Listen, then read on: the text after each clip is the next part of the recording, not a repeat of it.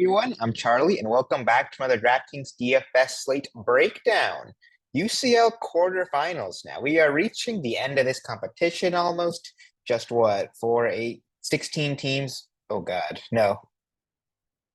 2, 4, 8 teams left. God, what is wrong with me? But yeah, 8 teams left for. We got 2 games today, and then 2 games on, or I guess for Tuesday, I should say, and then 2 games for Wednesday and that again next week, and then we're down to the semifinals. So yeah, we're getting the end here. So the teams on this slate are Arsenal, Madrid, and then Bayern and Inter. Bayern are the big favorites here, but I say big in quotation marks, only minus 110. So yeah, games are kind of tight at this point in the competition. There's no real like giant favorite here. In terms of projected lineups and set pieces for Inter, it should be DiMarco and Çalhanoğlu. For Bayern, it should be Kimmich and Olise. Although, like we're seeing Kimmich kind of have a larger share than the true split like it has been. Like Kimmich could even have like maybe like 95% of the set pieces. So like he's kind of the main guy. Olise will take something though, I'm sure. Just we'll see the varying levels of split he has. And then Arsenal and Real Madrid, it should be Rice and Saka split now that he is back, at least for corners. Odegaard still kind of has priority for like free kicks and stuff.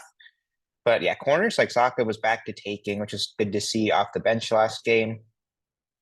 And then for Real Madrid, it should be a Modric monopoly in this team. And if Modric doesn't play, say we get like I think Ceballos is injured, but say we get like Chouameni in here, it'll be Rodrigo sets. All right, now first, I want before getting to pricing, I just want to talk about like the contest here. With this is like a big 10K to first slate, which is good to see. We haven't seen that in a while. And I think there's like a bunch of tickets out there for this too. So we check your tickets, see if you have any for them. I think what do I have? I have a bunch of these, I think. Yeah, like 35 of these. I'm gonna have a good time in this GPP. So yeah, make sure if you make sure you check if you have any of those. And in terms of pricing now, it's really bad for this slate. They've screwed up massively. You can see right away. Why is Mbappe 8K? Why is Saka 8K? Look at the midfielders. UCL's not even gonna play. There's not a midfielder more than 7,400 on this slate.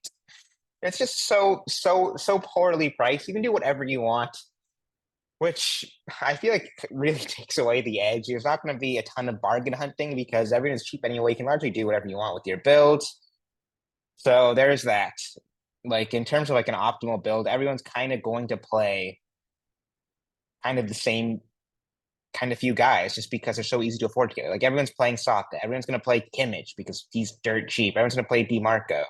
So if you're a GPP player, you can just get off of those guys, and I feel like you'll already be different. You can leave salary on a site like this for sure, and you'd be automatically different doing that because everyone is just going to fill it, and there's only so many ways you can do that with how cheap all these guys are.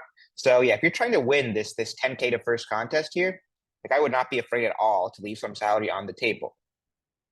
But first, let's just go down from like a cash perspective plays I like here. Like Mbappe, solid. Like I have no issue with that. Same with Saka, same with Kane. Like those are my top three forwards for sure, and they're all prices the highest, so no surprise there. Of course, still all cheaper than they should be. Then you got like Vinny Jr., Lautaro, Rodrigo. I'd put all a tier below. You kind of your big three up here. They're probably more differential plays.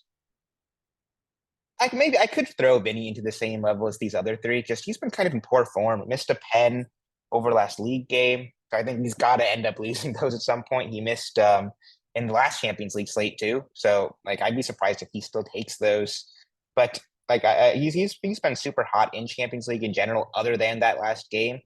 So like you can play him. You can throw him into the conversation with Kane, Saka, Mbappe, sure. Rodrigo, if there's no Modric, I think could be an appealing play. Otherwise, yeah, like I said, I just have him below those other three guys. Martinelli, I don't mind. And then, like, in terms of down here, there's like nothing. Like there's like six in play forwards. Oh, there's these Bayern guys too who you can make an argument for, like Sane. I think Sane's the only one, right? Yeah, because at least he's a mid. Or Muller. How much was Muller? I missed him. Yeah, Muller's kind of overpriced here, just in relation to his peers. But he should be low owned because of that. If you want to do like a kind of alternative Bayern stack, maybe without Kane, maybe go like a Bayern stack, say with Muller and Sane and GPP. That could be kind of interesting. But yeah, like I said, the big guys I'm targeting are these quote unquote expensive options when they're not even expensive. Midfielders, I think it's a clear two that I like here. First being Michael Olise. I think he'll split in some capacity. He's been going 90 just because they're so injured right now. Like there's going to be no Musiala. Coman is still a doubt for this game. So Olise like largely goes 90. I think he got subbed last league game, but I assume that was just in preparation for this one. Sani doesn't really get subbed much either. I think that who's there? I don't even know if they have anyone to sub on for these guys. Nabry is really it. So like you just gotta kind of gotta dodge the Nabry sub. They might even just sub Muller for him, and then you're fine with the wingers. So yeah, I like Olise just for minutes here, for solid upside and floor. Like he kind of is a mix of both those. He's kind of like your in between play of Kimmich and Kane when you go from like ceiling to floor. Like Kane's your strictly ceiling guy, Kimmich is strictly floor guy. Elise is kind of a little bit of both. So yeah, I like Elise a lot here. Calhanoglu, I think it's a tough matchup, but like he's not bad priced, just like everyone here. So I think he's fine at 6,800. Odegaard, I just am scared a little bit of Saka being back. Like he probably just doesn't take anything for sets. But if we see Saka starting the bench potentially, I can get behind that for sure. Bellingham at 6,500 seems just too cheap too, like a lot of these guys, but probably more of a GPP option. Kimmich, this is who you're starting your build around in cash, just because he's kind of your epitome of a good cash play. He will get you your 10 to 15 points. Sometimes the goal contribution gets him to 25 to 20, which is just exactly what you're looking for this price. I even have like a large share of these kind of guys in GPP too, especially on a two gamer, just because there's only going to be so many goal contributions across two games. Like a high floor will be enough a lot of the times, unless one of these games is like 3-3. But otherwise, or even in that case, like Kimmich could still get a goal contribution to be in that optimal lineup. But yeah, like I said, otherwise, yeah, like I'll be way overweight on Kimmich just because I don't really see either of these games being shootouts like that, regardless, especially considering it's a first leg. Typically, you see the first legs as more cagey affairs, then second legs they kind of open up just because you have a team chasing typically that you need to go for it, and that just kind of makes the game more end to end. So yeah, I love Kimmich here. Rice, he's probably fairly priced in relation to how cheap some of these guys are. Like this is what he just should be, 6K. He's kind of been that priced throughout the season pretty much. So this is not crazy value or anything, but I think it's a good spot for him nonetheless. Like Real Madrid tend to sit back, especially first legs away in Champions League. They just have a tried process. They'll hit on the counter first leg, and then they'll see what they have to do going into the second one. So I worry a little bit about, or I think that bodes well for your Arsenal floor guys. And that's why I don't really like Modric as much, especially considering that he can be a substitution risk at times as well. However, Monopoly set piece taker, I don't think that's too wrong, even if you have an attachment to that play.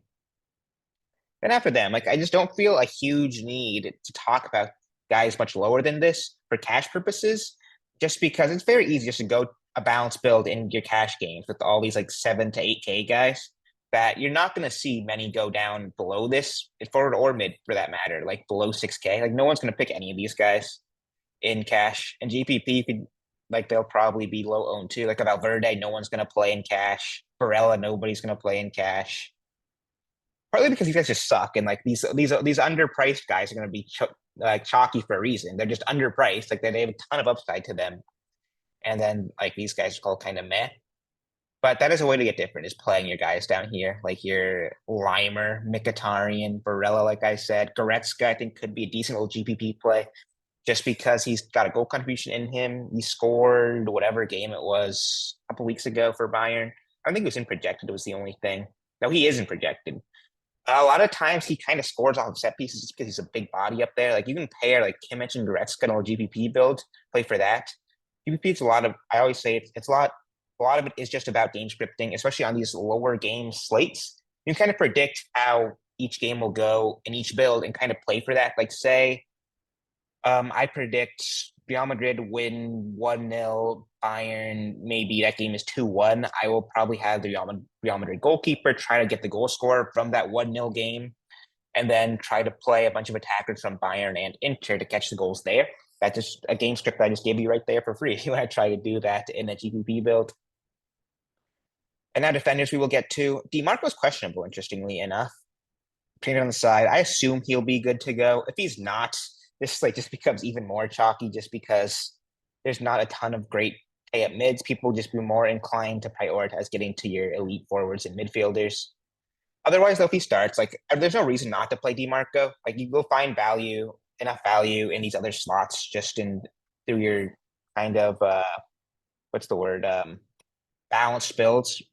Like you're just stacking a bunch of 6 and 7K guys will allow you to fit DeMarco pretty easily. Then after him, it's second D in cash. There's not a ton that's really good here. That's what makes DeMarco such a solid play. Like I know it's a tough matchup, but none of these guys just have the upside he does. Like if Guerrero plays, maybe you can make an argument for him. Timber just feels a little bit overpriced for me. Is Vasquez in projected? No, they got Valverde at right back, so that's not even an option. Frank Garcia, maybe. Sure. But he's also kind of overpriced in this slate. Stanisic, I think, will be popular at 3,900. That's probably who people kind of gravitate towards the most just because he's got best matchup on the slate. And there's no other fullback you can get from this game because they have Weimer in projected, who is a midfielder. After him, I think you're probably mainly looking at center back punts. There is Darmian, but I just wouldn't touch that in cash with this matchup. Bowie, if he started, sure. If DeMarco doesn't play, Augusto could be an interesting option. Ben White, I'd love to see if he starts at right back. I think it's pretty unlikely, but I think that would be super tempting. And then, yeah, center back punts. I always say GBP, grab one of these guys and pair him with a set piece Stager, hope for a goal that way off of a corner kick. But just, yeah, not a ton of really good stuff here. And then goalkeepers, as always, it is a crapshoot, 2-gamer, especially with these odds, even more of a crapshoot. I don't really know. This will probably decide the slate in a lot of ways, is getting goalkeeper right on this slate, because everyone's going to play like the same attackers probably. So if you're looking for a little edge in GPP, try to pair them, I'd say, depending on the build. Like if you're playing Mbappe, I wouldn't play him with Raya and GPP just because that's so unlikely to get there as a combo. You could maybe try to script it saying, oh, Arsenal maybe go 1-0 up or 1 or 2-0 up super early. Maybe Real Madrid kind of go for it like crazy. Raya makes a ton of saves and maybe Real Madrid get a goal at the end through Mbappe. And maybe Raya made enough saves to get there, plus with a win would be optimal goalkeeper. That's such an out there scenario that like I'm probably not doing many builds like that, if any at all. And in terms of a core, I think you just play the best guys. DeMarco, I think I go Saka over Mbappe just because of them having the home leg, Saka being at home. And then, of course, you've got to go Kimmich. That's how I construct cash. But yeah, guys, that'll be it. Good luck, and I'll see you for the next one.